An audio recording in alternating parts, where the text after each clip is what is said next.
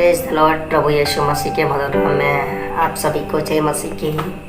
मैं प्रभु का धन्यवाद करता हूं कि एक सुनहरा अवसर प्रभु ने दिया कि एक फिर से वीडियो में आपके सम्मुख में ला सकूं। और आज मैं जो बताने वाला हूं उसके बारे में ये है कि सताने वाले के लिए प्रभु कैसा प्रतिफल देगा और सताने वालों को क्या करना है उसके बारे में प्रभु का वचन के बीच साथ में गाइड करूँगा कि जो प्रभु का कलाम कहता है। प्रभु यीशु मसीह जिस समय में इस जगत में थे 2000 वर्षों पूर्व, उस समय एक पहाड़ी पर जाकर उपदेश दिया, जिसे पहाड़ी उपदेश भी कहते हैं।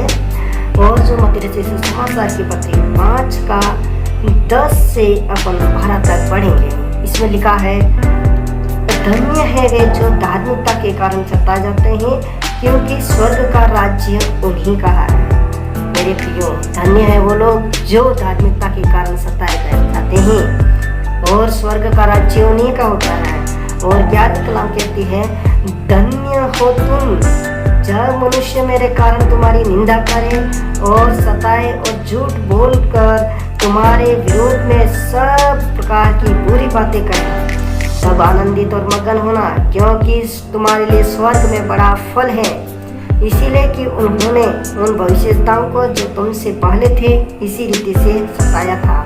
मेरे प्रियो, प्रभु इस जगह पर एक हौसला देते हैं कि धन्य हो तुम और जो मेरे कारण मनुष्य मेरे कारण सताते हैं और तुम्हारे खिलाफ में झूठी बातें करते हैं और तुम्हारे विरोध में बोलते हैं, वो तुम धन्य हो।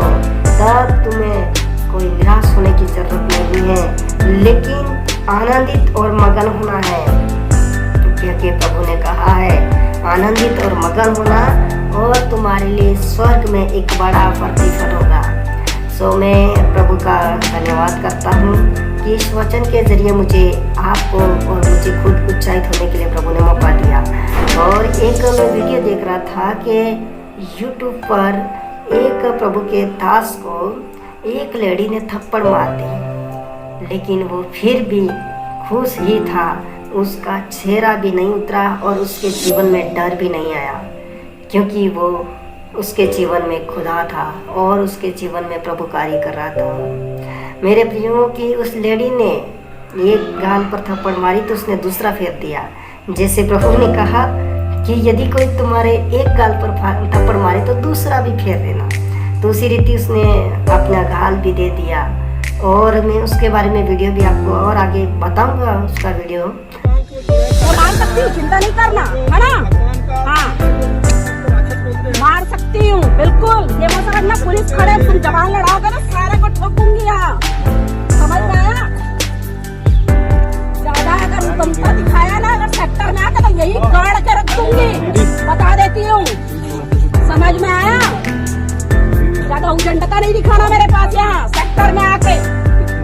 हाँ, सेक्टर में नहीं आना, बात खत्म, समझ में आया? सभी को बता रही हूँ, कहीं भी दिखेंगे खुला छूटा मेरे तरफ से तबीयत से ठोक लेना, महिलाओं पुरुषों कोई फर्क नहीं पड़ता। अगर हिंदुत्व को दांव में लगाने आए हो तो मारने के बाद मेरे को बुला लेना, समझ में आया? पकड़ो इसको और चलो थाने में। अरे ये भी उड़ीसा से है, कांडा मांझी। अरे कहाँ रहते हैं लोग? ग्रुप में कहाँ पर रहते हो? फुल एड्रेस हम लोगों को चाहिए, सारा थाना में चलो, जहाँ रहते हैं सारा घर खाली करोगे तुम लोग। 50 मुद्रा में हूँ। एक चीज बता दूं, अब अगर तू घुसा तो तू देखना, बोलो भारत माता की जय, भारत माता की जय। देश के गद्दारों को, देश के गद्दारों को। लेकिन इसके ज़रिए मैं आपको उत्साहित करना चाहता हूँ कि आप और जो भाई सताया गया वो धन्य लोग हैं। और प्रभु का कलाम जैसे कि 5 का 44 में इस प्रकार से प्रभु कहते हैं, परंतु मैं तुमसे कहता हूँ कि अपने बैरी से प्रेम रखो और अपने सताने वालों के लिए प्रार्थना करो। अपने को प्रार्थना करने की ज़रूरत है, प्रार्थना करने की ज़रूरत है। अंत का समय निकट है मेरे प्रियो। प्रभु ने जैसे मत्ती रचित सुसमाचार की पत्री 24 में इस प्रकार से कहा है कि 24 का 7 में पढ़ते हैं, क्योंकि जाति पर जाति और राज्य पर राज्य चढ़ाई करेगा और जगह जगह अकाल पड़ेंगे और भूकंप होंगे। ये सब पीड़ाओं का आरंभ होंगे, तब वे क्लेश देने के लिए तुम्हें पकड़वाएंगे और तुम्हें मार डालेंगे और मेरे नाम के कारण सब जातियों के लोग तुमसे बैर रखेंगे। तब क्या होगा? बहुत से तो ठोकर खाएंगे और एक दूसरे को पकड़वाएंगे और एक दूसरे के बैरी हो जाएंगे। मेरे प्रियो, अंत निकट है। आज अपन देख रहे हैं जाति पर जातियां भी चढ़ाई कर रही है, राज्य पर राज्य चढ़ाई कर रहे हैं, देश पर भी देश चढ़ाई कर रहे हैं, आपस में लड़ाई झगड़े हो रहे हैं।